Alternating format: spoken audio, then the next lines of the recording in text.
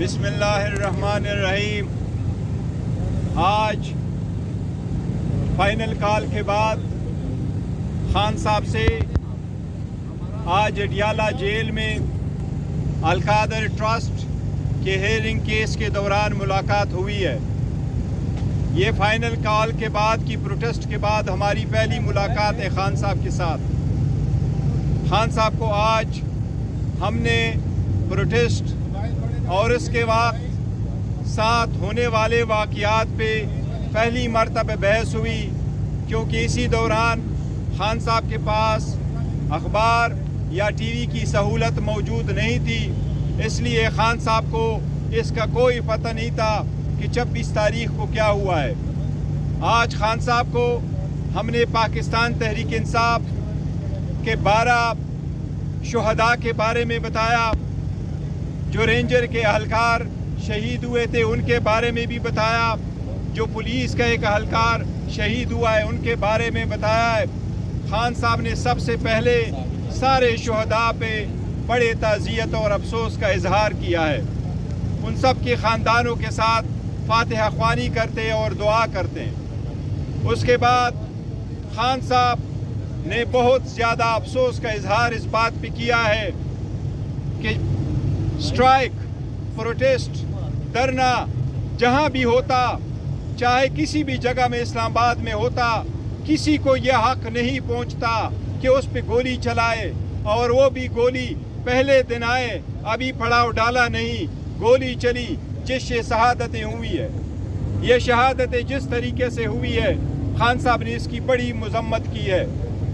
خان صاحب نے پورے عوام کو یہ پیغام دیا ہے کہ ان کے لیے قرآن خوانی کرے اور ان سب کے لیے دعا کرے۔ جتنے لوگ زخمی ہوئے ان کی تیمارداری کرے، ان کے ساتھ ہیلپ کر لے۔ اس کے ساتھ خان صاحب نے یہ پارٹی کے لیے ہدایات دی ہے کہ اپنی یونٹی برقرار رکھو۔ آپ کے مخالفین آپ کے درمیان آئیں گے، وہ آپ کے ٹرسٹ کو ڈسٹرسٹ میں بدلیں گے۔ آپ سب لوگوں نے جو باہر نکلے ہیں ان کو خان صاحب خراج تحسین پیش کرتے ہیں۔ ساری قیادت کو خان صاحب ان سب پہ اعتماد کرتے ہیں۔ ساری قیادت کو اور پاکستان تحریک انصاف کے ہر ورکر کو خان صاحب کا یہ پیغام ہے کہ پارٹی کے اندر اتحاد رکھو، کسی بھی اور آواز کے پیچھے نہ لگو۔ آپ کا آواز یہ ہے کہ گولی کیوں چلائی گئی۔ اس کے ساتھ ہی خان صاحب کا پیغام یہی ہے کہ آپ قومی اسمبلی کی اجلاس کو ریکویزیشن کرو۔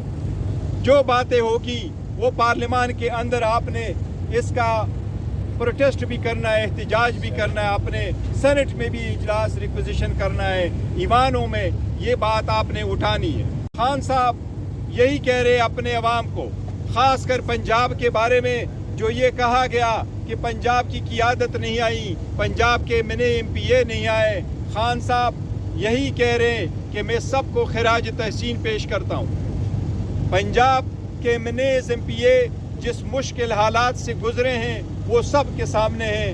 خان صاحب ان سب کے سختیوں کی، خان صاحب کے ساتھ کھڑے ہونے کو قدر کی نگاہ سے دیکھتے ہیں، اور خان صاحب نے ان سب کے لیے بھی خراج تحسین بھیجا ہے۔ خان صاحب کا کہنا ہے کہ یہ مخالفین ہیں جو تفرقہ ڈالنے کے لیے ایسی باتیں کر رہے ہیں، سب سے درخواست ہے کہ وہ یونٹی اس پارٹی میں بھی رکھے اور اپنے شہداء کے لیے دعا کرے، اور یہ آواز انشاءاللہ ہم ہر جگہ اٹھاتے رہیں گے۔ نیکسٹ لائے عمل انشاءاللہ تعالی خان صاحب بعد میں اعلان کریں گے۔ رجسٹر صاحب یہ بتائیے گا، بشرا بی بی کے حوالے سے کیا بات ہوئی، کیونکہ وہ احتجاج کو سنجانی لے آتے، کیونکہ عمران خان نے آلریڈی کہا تھا کہ آپ سنجانی آ جائیں، اس حوالے سے ان کا کیا؟ دیکھو خان صاحب کا ایک ہی پیغام ہے، چاہے ہم سنجانی تھے، چاہے ہم ڈی چوک تھے، کسی بھی جگہ میں ہیں، پروٹیسٹ وہاں کیا جاتا ہے جہاں امپیکٹ ہوتا ہے۔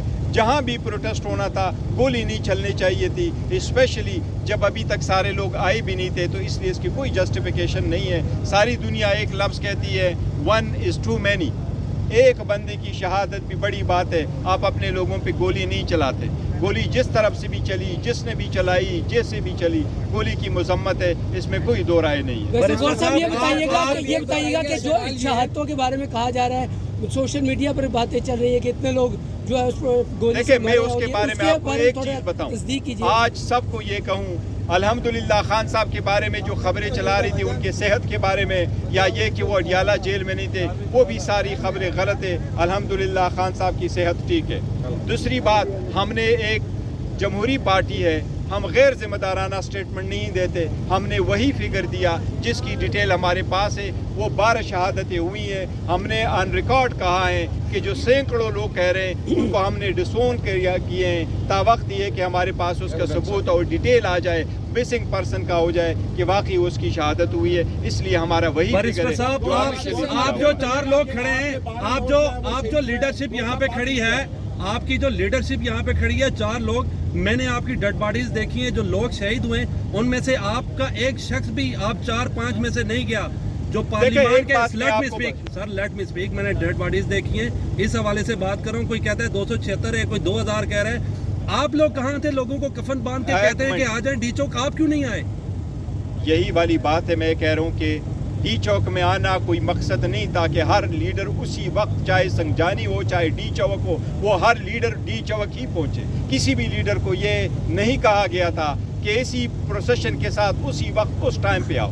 ساری لیڈرشپ، سارے لوگ اکٹھے اپنے اپنے خدمات سر انجام دے رہے تھے، ایک دوسرے کے ساتھ ان ٹچ تھے. یہ وہ لوگ باتیں کرتے جو تفرقہ ڈالتے، اس کی پوائنٹ ہی کوئی نہیں ہے. باقی جو شہادتیں ہوئی ہیں وہ اپنے متعلقہ لوگ انشاءاللہ جا چکے ہیں اور ہر جگہ جائیں گے، اور پارٹی کے جو لوگ ہیں وہ بہترین کام کر رہے ہیں. بیرسٹر گور صاحب، اگر آپ کا ڈی چوک جانا ضروری نہیں تھا، لیکن جب لوگ شہید ہوئے، جب لوگ زخمی ہوئے، تو کم سے کم آپ ہسپتال تو ان کے لیے جا سکتے تھے تاکہ کوئی میڈیا بھی آپ کو کوریج دیتا. وزیر اعلیٰ صرف پورا سوال کریں.